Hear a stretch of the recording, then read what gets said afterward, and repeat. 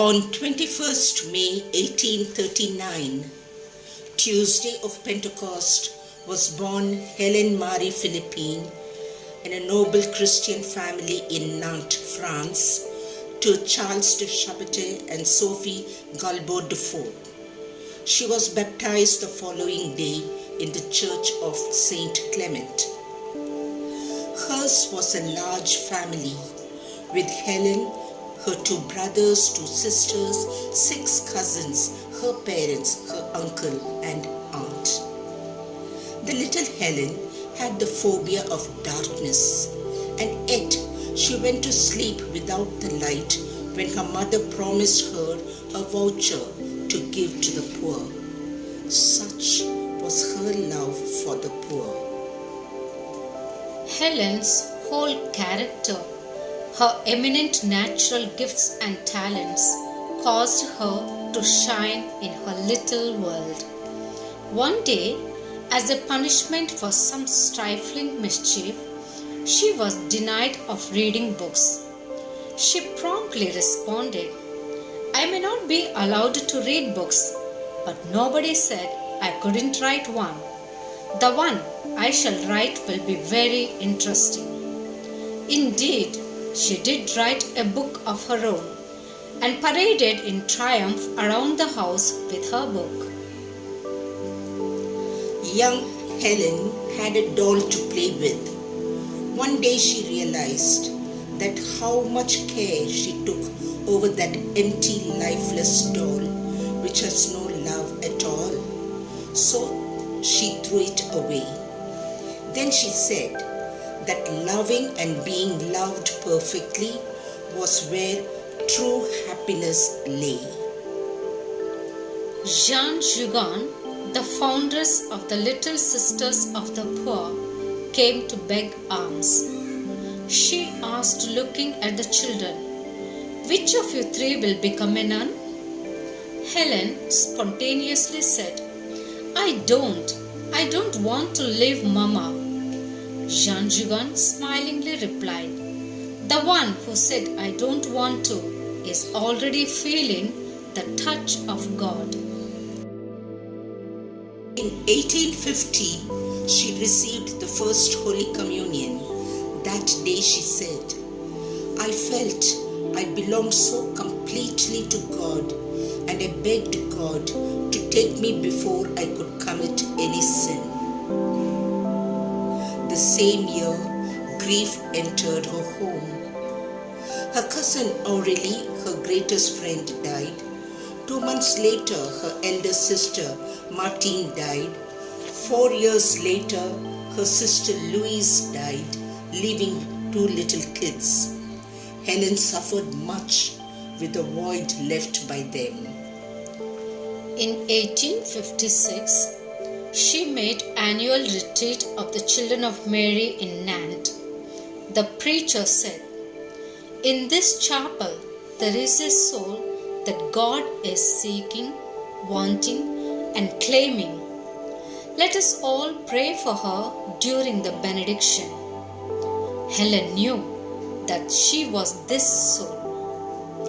After this retreat, Helen resolved to become a religious.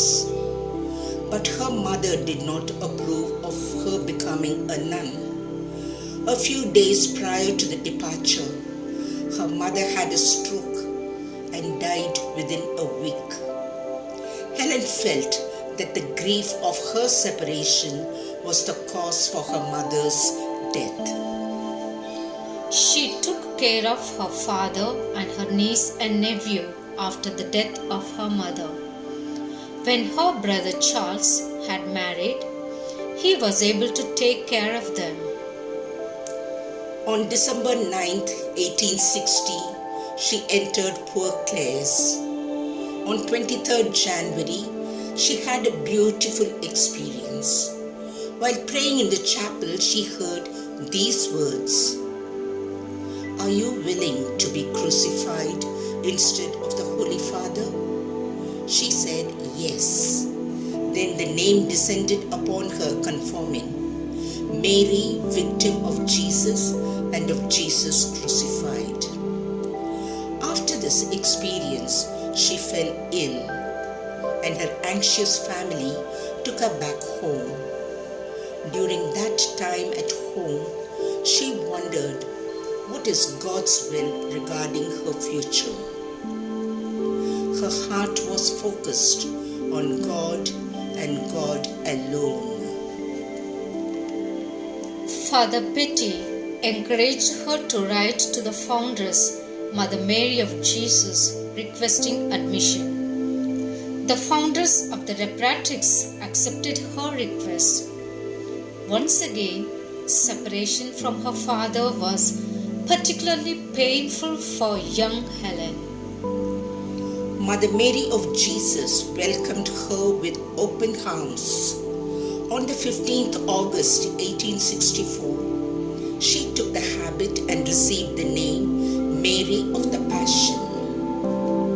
On 19th March, she embarked to the mission in India. Soon, she steeped herself in the reality of the missionary life. On May 1866, she pronounced her first vows at Tuticorin and was appointed superior of the mission. Her activities were appreciated much, and soon she was made a provincial superior in India.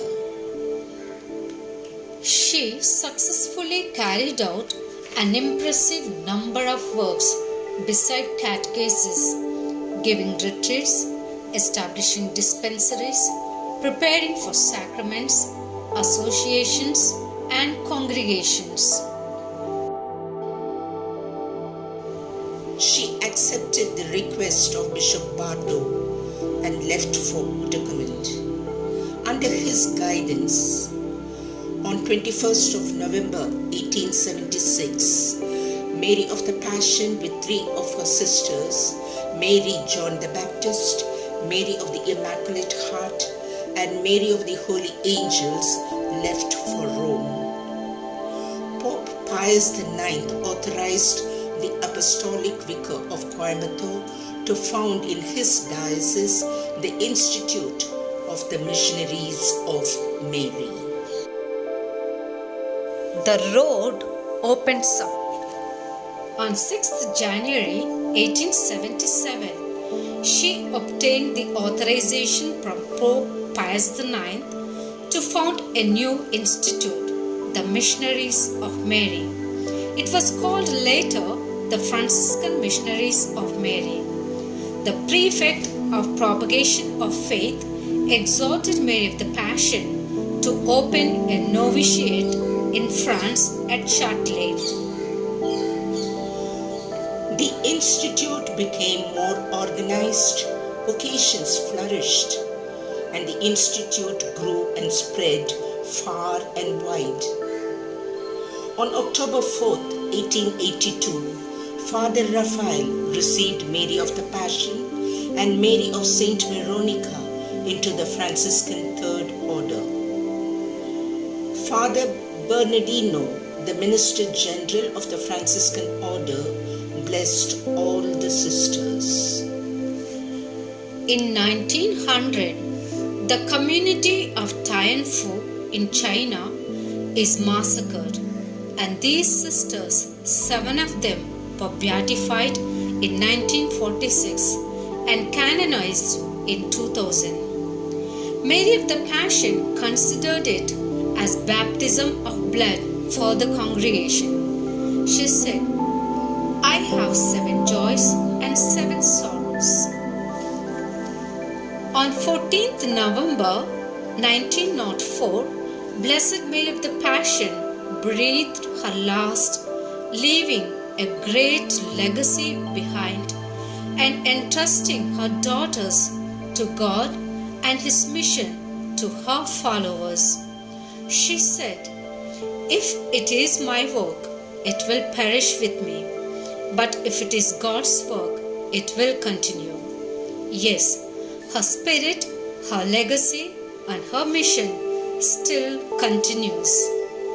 It continues through us sisters and you, dear students in our institutions. We keep alive the flame and today joyously celebrate her entry into heaven. We pray for generous response from you youngsters. May Mary of the Passion inspire you students to respond if God so wills.